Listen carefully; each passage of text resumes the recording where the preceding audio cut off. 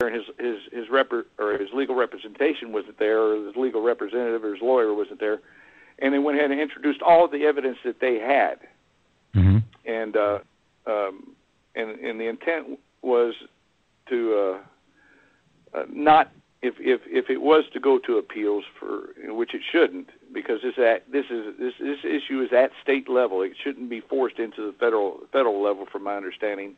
Mm-hmm. But if it were to go to appeals, he would have to appeal against the evidence instead of just a default judgment. So it's not actually a default judgment.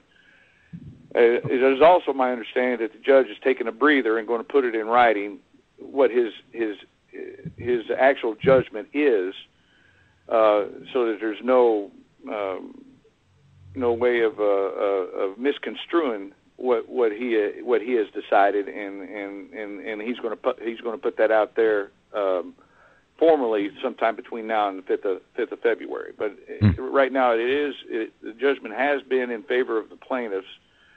And also, from my understanding, Alabama has filed a suit similar to this yesterday after they saw the results of the lawsuit, the first lawsuit here in Georgia, Massachusetts, and the home state of Barack Obama. Right. Illinois has also filed like suits.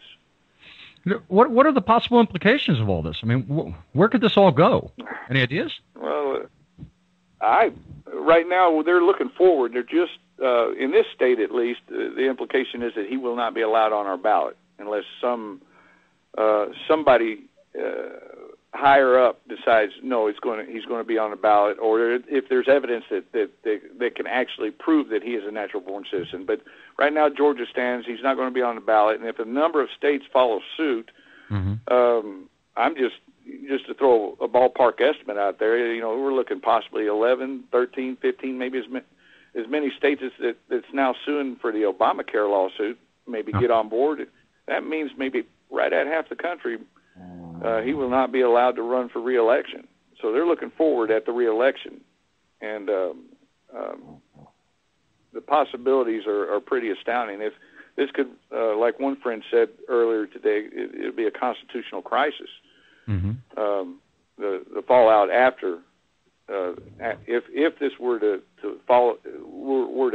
play out like the patriotic and constitutional supporters would like it to play out, if it plays out that way, it'll be a constitutional crisis. Right. Wow. So, I know there's people listening say, well, what do you guys got against Obama? Yeah. What's your problem with this guy? You care to go into, maybe a bit of a description of some of the things that you're in contempt about with what's been going on with this administration?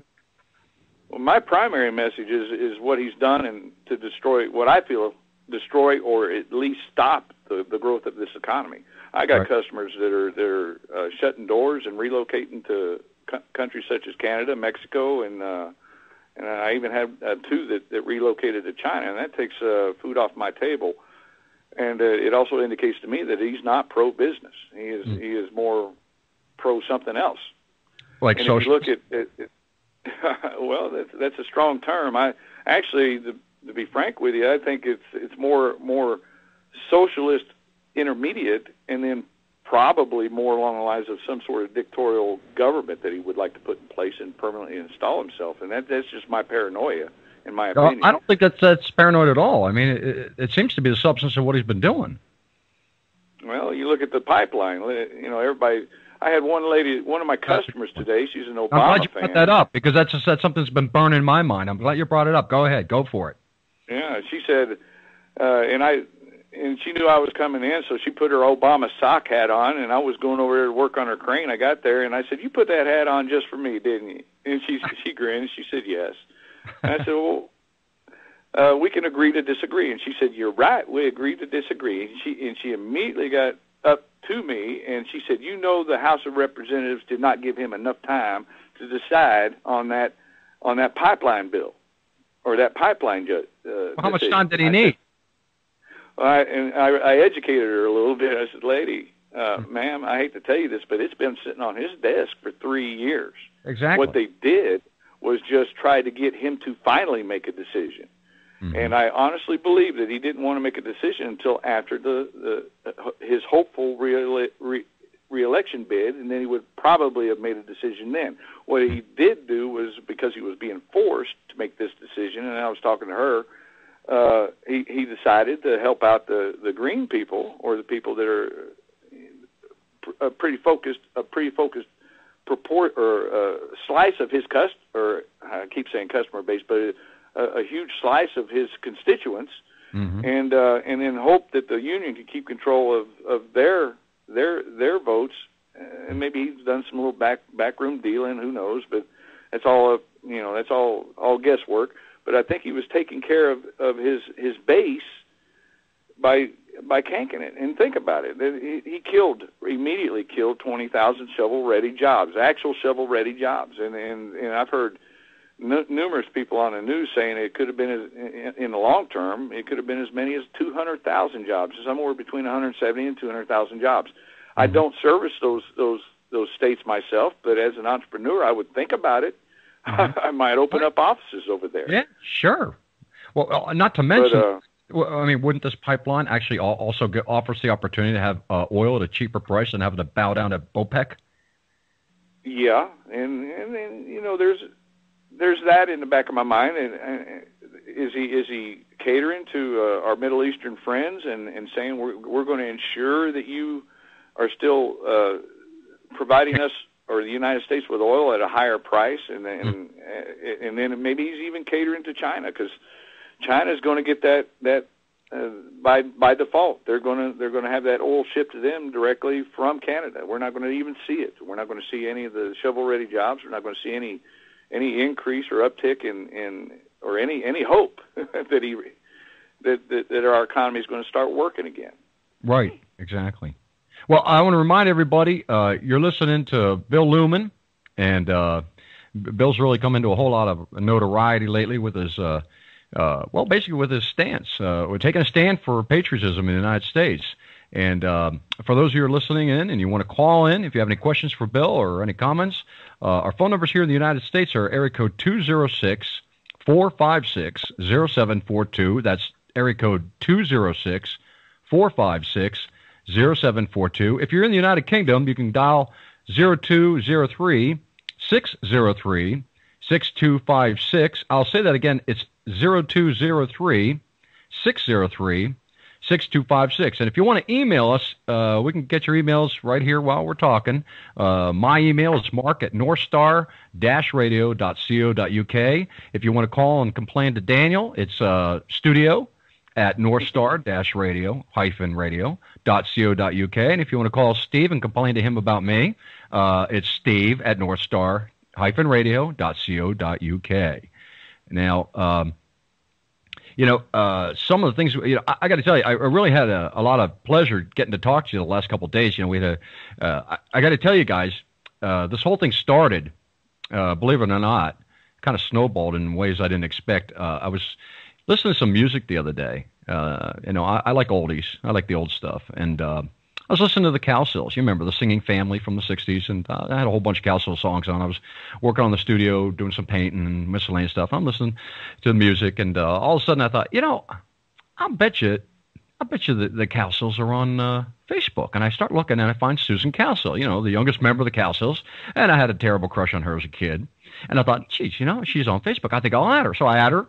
About an hour later, she pops online and accepts me as a friend, and I just texted her on the side and said, Susan, I'm Mark Mercer. I host a internet radio show on North Star Radio called Mark Mercer's Loving, Caring, and Sharing, and would you ever be interested in possibly being on my program? I'd love to interview you. And she typed right back to me, sure. I'm like, wow, how about that? I'm actually, texting back and forth with Susan Cowsill. Who would have thought, right? And and then she said, yeah, you got to talk to my husband. So, Russ and I have been emailing each other back and forth. And I guess they kind of got busy with some stuff and the ball got dropped a little bit. And in the middle of that, me and Steve were talking about a couple different things. One of the guys that I'm a huge fan of is Frank Peretti. Now, Frank Peretti, Steve, would you mind telling everybody about Frank Peretti? Because he's just fantastic. And you put it really eloquently the other day when we were talking about him. Well, one of the rare moments when I was eloquent, I suppose. Very rare, but still eloquent. Well, Frank Peretti is a inspirational Christian author who specializes in writing Christian novels. His first two novels were This Present Darkness and Piercing the Darkness. And those particular novels, when I read the first one, utterly blew me away. Yeah, me too. It was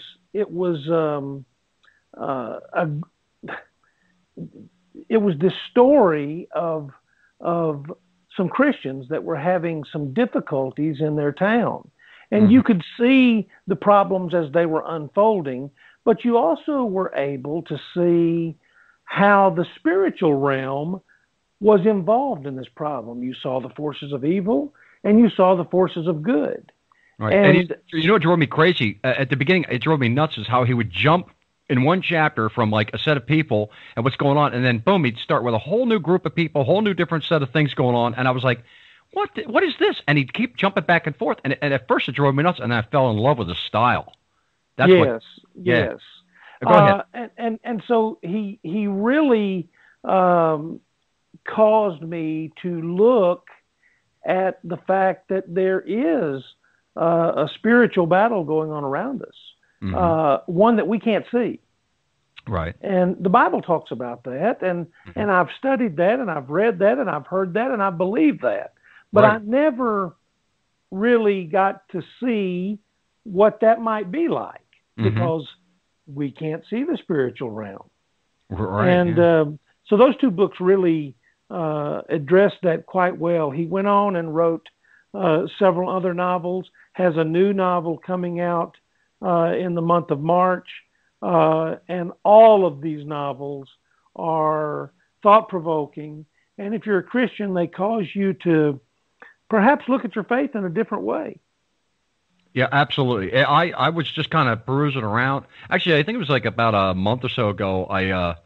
Maybe it was longer, but I came across Frank Peretti's page on Facebook, and I liked it, and then just recently, noticed that he's releasing a new book, Illusion, and went there and found out that you can actually download the first few chapters. The book isn't being released until March, but he's giving out chapters for people to read, and I thought, oh, okay, let's see what Frank's got this time around. And I'll be honest with you, I'm a skeptic. When I first heard Chicago, the band, and first heard the first album, I thought, wow, that's great. And I heard the second album, I thought, they can't possibly come out with the stuff as good as the first album. The second album blew me away. And the third album was absolutely over the top. I'm like, holy, these guys are great. And that's exactly what's Frank has been to me. He's been like this guy that completely blindsides me, surprises me.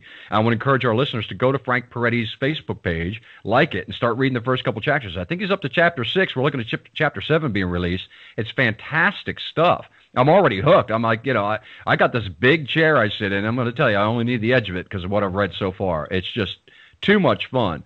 But anyway, I digress. So I was like looking around like, I wonder if he'd actually consider coming on the show, So, and in the meantime, I've been noticing for the last, I forget how long ago I asked, added Bill, and I don't even remember the circumstances. I think somebody else made a comment on one of Bill's pages that was a friend of mine, and I saw it and I thought, who's this guy? And then all of a sudden it was like, oh yeah, he's the guy with the sign on his door. So I added him, and I started noticing every morning Bill would be posting stuff, and I always got a kick out of it. He always had some offhanded comments to contribute to a link to some newsie that was going on and stuff, and I enjoyed that. And I thought, what the heck? And so I texted Bill on the side and asked him, hey, would you be interested in, being on my program? And he jumped right in and said, yeah. I was like, hot dog. And since Susan Calso wasn't able to make it, I was like, well, that's fine with me. That's, that's God's hand involved if I ever saw it. And so things got rolling, and we've had a chance to talk the last, couple days on the phone and stuff. And Bill, you've been very gracious. I appreciate that very much. And, just sharing with me about your life and your family and stuff that's going on in your own personal life and your faith. And this has just been a huge hoot for me, I'll tell you. I can't thank you. And by the way, Susan, if you're listening, we still would like for you to come to the show. So when you get a chance, come on and join us. You can tell we're good guys. We won't be ugly to you. We'll be nice to you. Isn't that right, Bill? I'm feeling very confident that that's a correct statement. Definitely. Well put. Yeah. Yeah. So anyway, Susan couldn't make it, and you made it, and that's just I got to tell you, it's made my week. I'm so thrilled to have you on board. We're coming. It's an honor to be second choice. Yeah. Well, no, the thing is